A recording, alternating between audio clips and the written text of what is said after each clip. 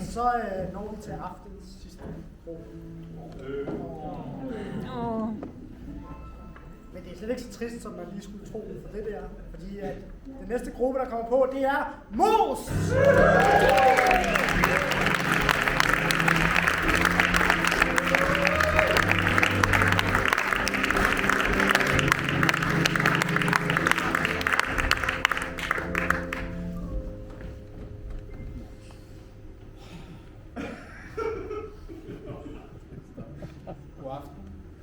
God aften.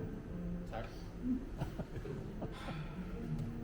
Kan I mærke, det sidrer lidt? Kan I mærke, der er noget mystisk på færre herinde her. Der er sket noget. Der er sket en forbrydelse. Men slap af. Bare rolig. Inspektor Mos. Ja. Er på sagen. Mysteriet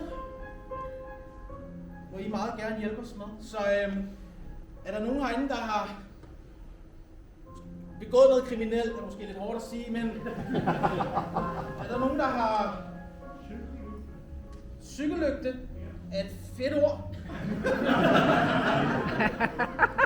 Hørte du det? Ja. Jeg hørte det før, du sagde det.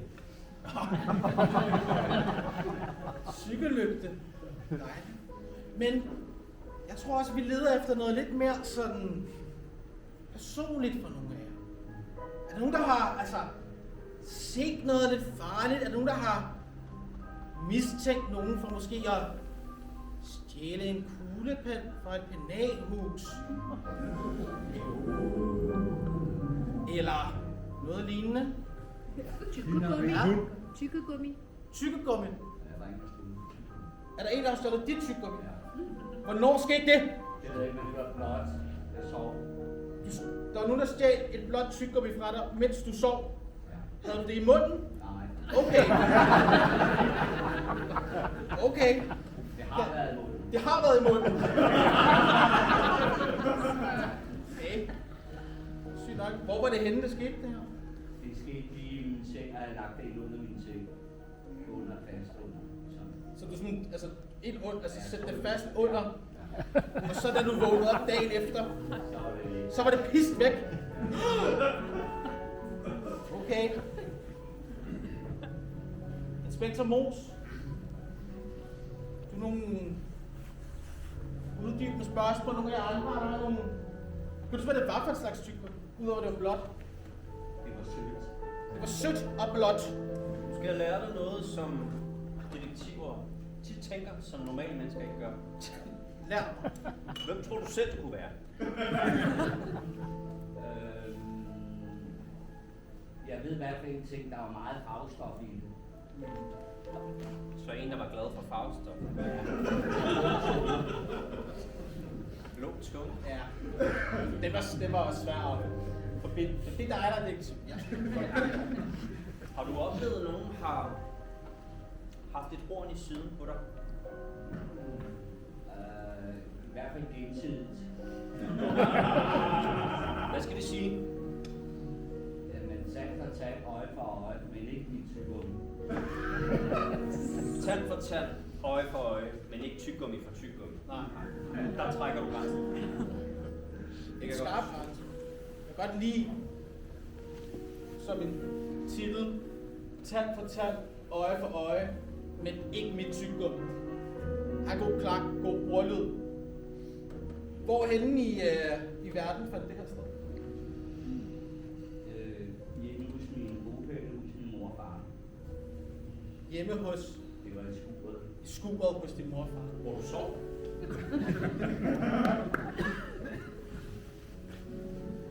Godt. Men lad mig fortælle jer en lille historie så. Om en skyldig lille landsby i Hobro. Alt er fryd og gammel. Dejligt. Der sker ikke noget derude. Det er de der lidt kedelige, dovne, solrige forsteder. tæt på Hobro. Ja. Men lige pludselig så sker der noget uventet i det her lille dejlige lokalsamfund. Der forsvinder et tyggegummi. Et blåt tyggegummi, der også er sødt. Men hvad gør man så? Man ringer til Inspektor Mos og giver ham en kæmpe hånd. Forresten, hvad hedder du? Pede. Pede? Giv lige Pede en kæmpe hånd. Ikke? Og giv en kæmpe hånd til Inspektor Mos.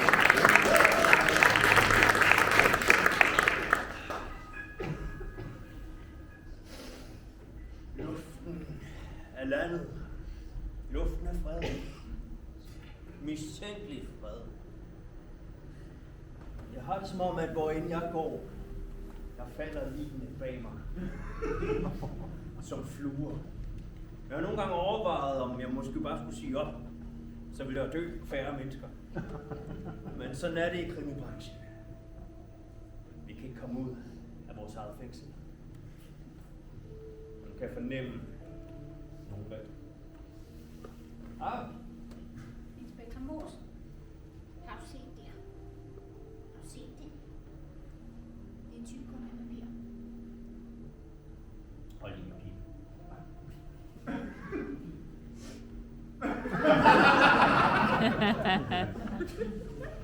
Det er så sandelig også. Det er klassisk Jenka. Ja, Det er isbjørnelogoet. til 0,5 kroner nede i kjølderen. Ja, det er det nemlig, fordi året er 1999. Se, grunden til, at jeg vidste, at det ikke var et shake-tyggegummi, det er, at de kom med en tatovering. Du kan stadig se tigeren. Det er fandme sejt. Det må jeg sige. Se også dem, Dr. Hansen, der er en yndet shake-tygger. Hvad kan du fortælle? Indtil videre har vi fundet et tyggummipapir og 2 fingeraftryk fra 2 forskellige personer. Og vi har kørt dem igennem journalen, og vi ved ikke, hvem det er, men det var en mand og en dame.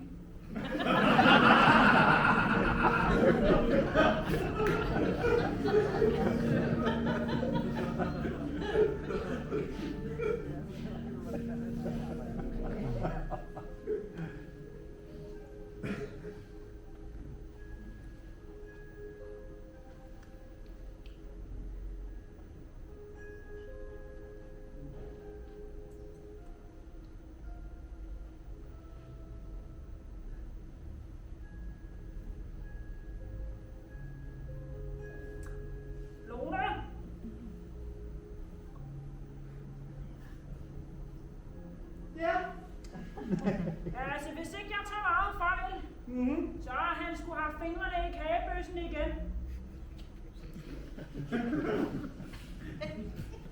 Ej, det kan ikke passe. Den kagebøs, den er låst. Ja. Det var den. Indtil du gav ham nøglen, Lone.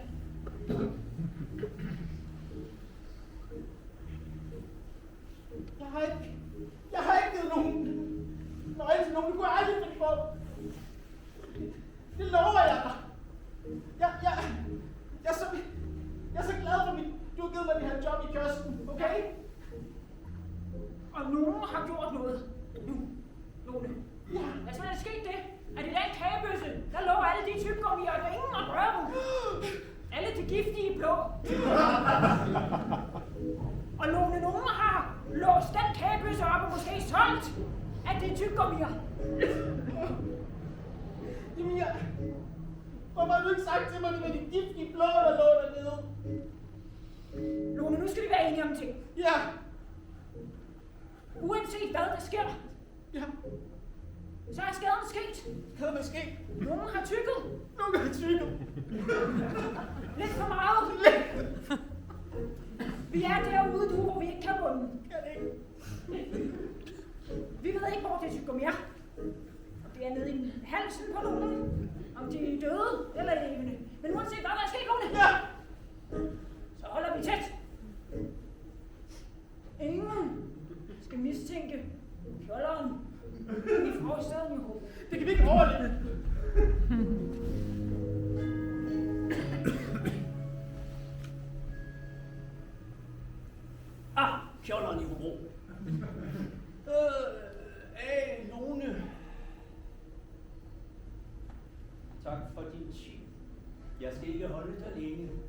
Nej, jeg har så travlt i kjolderen i forstaden tæt på Bro. Forstaden tæt på Bro. Ja. Med os, du. Du virker så troværdig og oprigtig. Og smuk. Hold lige i forståelsesplads. Og smuk, ja. Absolut, absolut. Ej, stop. Men jeg kan mærke... Misforstå mig ikke, jeg kan mærke noget tynge dig.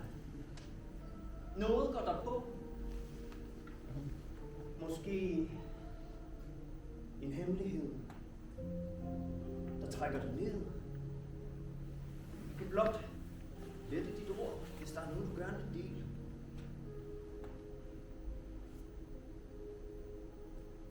Eller synge. Har.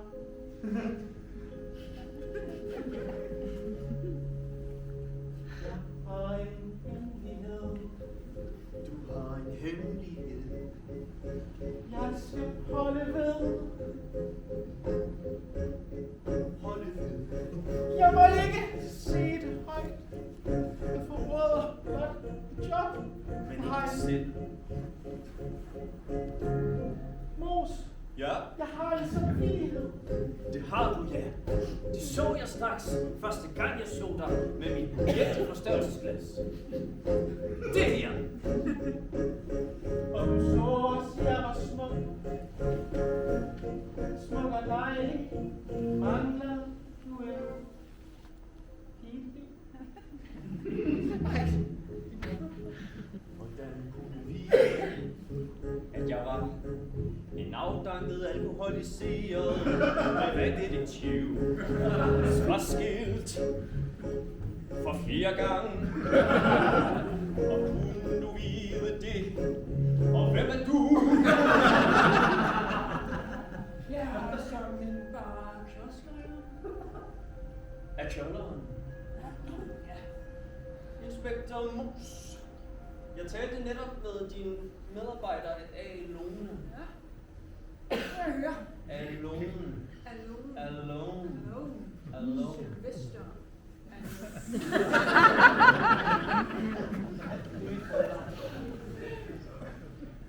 kan godt fornemme, at der er nogle auroriner. Jeg ved snart ikke. Jeg ved meget om kriminalitet, men jeg ved ikke om kærlighed er forbudt. Skæbnen afgør. Hvad er I gang i? Jeg får en fornemmelse af, der mangler noget i en dåse. Det kan vi ikke bekræfte. Jeg har ikke sagt noget. Nu bliver du mystisk. Jeg har ikke sagt, at vi kommer til at sælge det giftige tyggegummi, okay? Jeg har ikke sagt det! Jeg har ikke... Der er ikke noget giftigt tyggegummi i den. Jeg tog vitterligt et skud i togen. Jeg anede ikke noget om det. Du er så god til dit job, Mos! Få det ud af mig! Du kommer der med din charme og selvtillid og selvsikkerhed og din skilsmisser og... Og så tror jeg, at du skal skære ud på sammen med møren. Eller okay. Ja! Det gør det ikke mere. Jo, vi kom til at sælge din tyggegummi, men det var ikke uheld. Jeg har sådan en mærkelig luft herinde. Det er som om... Der er røveri. Undskyld, Alone, men jo mere du taler, jo dårligere bliver luften. Har du dårlig ånd? Jeg har meget dårlig øjne. Hun har paradontose. Okay. Det må straks være. Pardon Mose. Det er jo en afret. Det er en værre end paradontose. Ingen har vidst det før nu, men nu indrømmer vi alt. Nej! Og kun én kan helbrede paradontose. Ja. Har jeg hørt? Lægen. Lægen. Spørg lægen, var.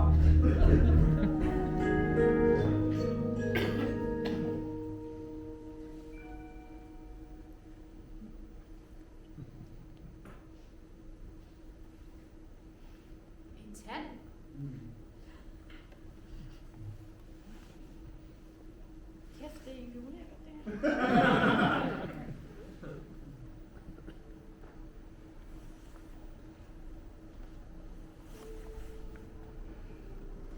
Jeg ved. Den her seng. I det her skur.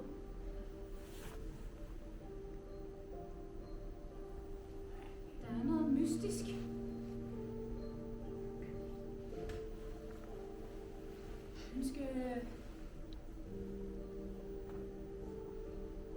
Ønske Mos var her, fordi den her journal.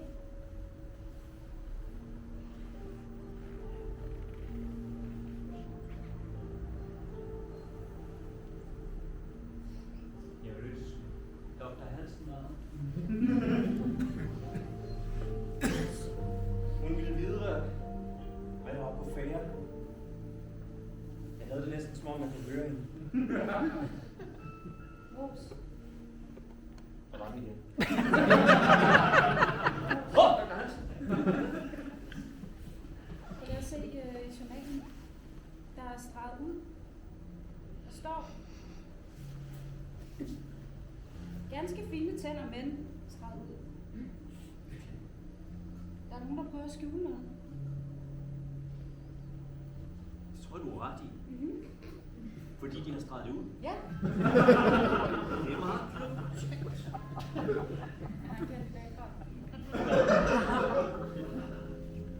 Nå, medicin. Ja. Men inden for lægevidenskaben, der er det jo ikke særlig langt. Det skal du ikke både have en læge og turnus og altså... Men jamen, du har bevist. Det er faktisk rigtig svært at komme ud som læge i dag. Vidste du godt det? Vidste du godt det? Altså, når Og få et job. springe ud som læge, eller hvad Ja, mener du? ja.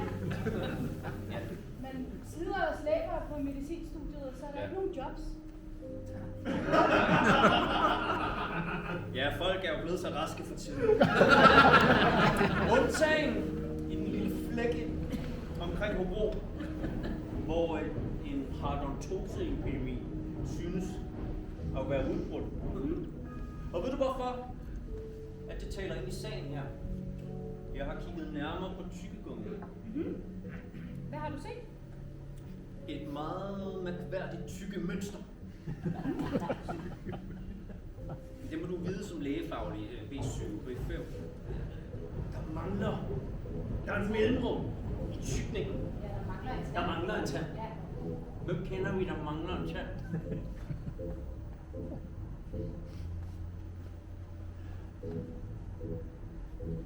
Hede. Hede mangler en tand. Det mangler en tand. Pide mangler en tand.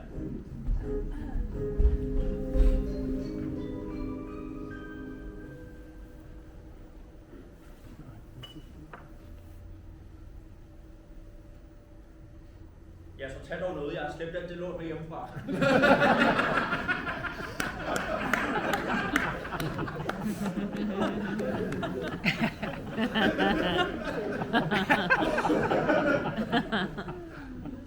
Ja, jeg er den hidtil uintroducerede karakter Pede. Jeg forleden, da jeg fingrene lidt for meget i kagedåsen. Jeg faldt. Tog en tand ud. Jeg kan nu fornemme, at jeg er blevet mistænkt for noget, jeg aldeles ikke har gjort. Pede! Det er mor! Hvad laver du ude for dit skur? Ja, det er det, og jeg er færdig med at slippe. Kan du så komme tilbage i dit skur? Nu eller om lidt. Om lidt!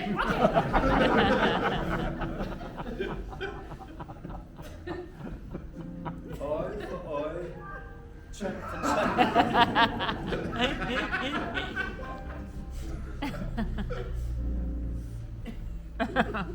Ja, jeg er jo den hidtil nu introducerede meget alene karakter Pede.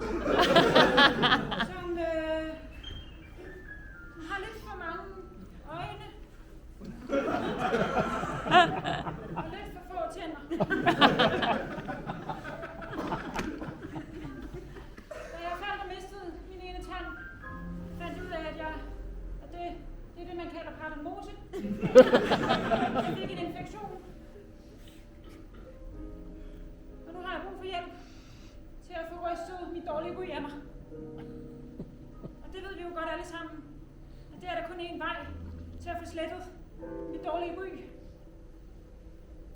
Og det er blive undersøgt og få renset auraen af Dr. Hansen, mens at Inspektor Mos kigger på.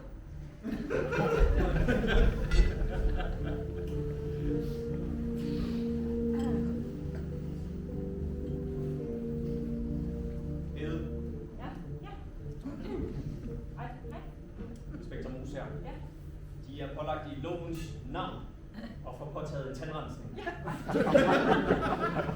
Fy for vildt. De klamme dyr.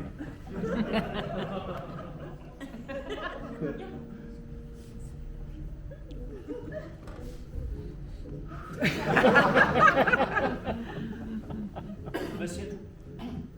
Ser du kriminalitet ind i den? Ser en blå tunge.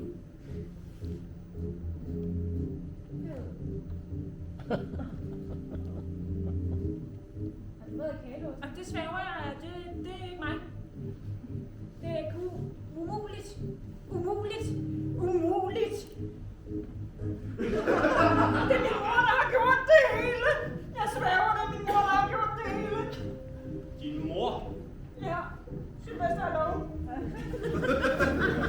Hun lå som ingen skur igen til det gang, og tænker, at det tykke hun arbejder for sin korrupt satan i kjølleren i hovedet for at stå på. Jeg svæver, det er ikke mig. Vi må have fat i din mor. Så hurtigt som muligt. Ja, det er det. Hvis vi løber stærkt nok, kan vi nå hende. Og lige herovre. Hvordan ser det ud? Der er sket noget med hende, siden jeg så hende sidst. Jeg tror, hun er faldet over kagelåsen og slået øje ud. Er du med, doktor? Ja, jeg har med. Så er der Jeg er der næsten. Jeg er lige til jeg er der. Jeg kan ikke se til venstre for mig, så jeg ved ikke, om der kommer nogen. Der er ingen fare for Fra overraskelsesmoment. Og 1 minut tilbage. Ja. Normalt er det os, der anholder, men hvis du har noget i klemmen omkring din mor, Så skulle jeg jo forberede min mor og noget. Holder man sådan tale? Ja, Okay, man kære. synger faktisk sin anholdelse.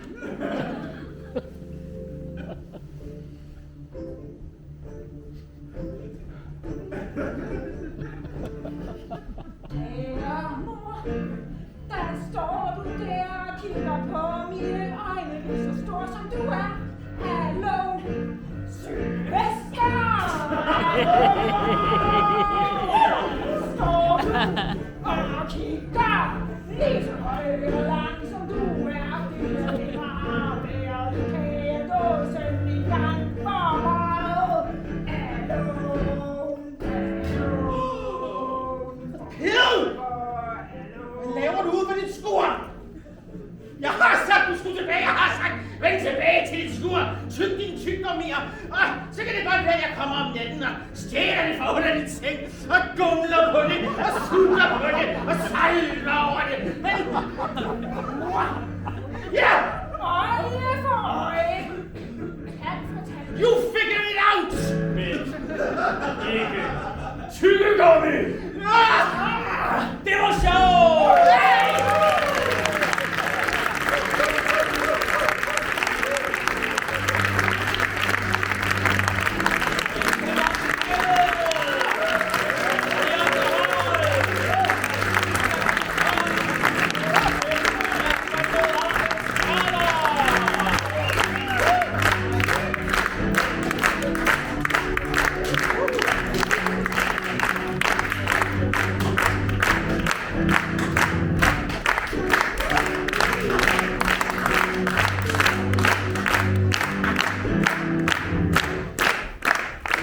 Det var en aften fra hoften. I aften Har I hygget jer? Ja! Godt. Det har vi også. Og vi har hygget os med 4 fantastiske grupper, og jeg synes, giv dem lige alle sammen en kæmpe stor hånd, inden de går hjem.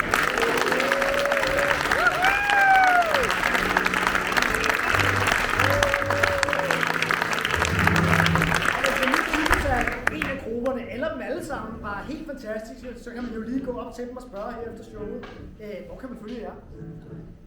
Eller hvor kan man se jer igen næste gang? Det er jeg helt sikker på, at jeg rigtig gerne vil svare. Ja, og hvis der er nogen, der har spurgt os, hvornår spiller vi Naftens for Hoften næste gang, Ja, så vil vi sige, en gang i efteråret. en gang til efteråret. Det har været første gang, vi er her på Lygten, og det har været super fedt, og kæmpe stor tak til jer, fordi I har været et fantastisk publikum, og fordi I er dukket op. Så tusind tak for i aften, vi ses igen i efteråret.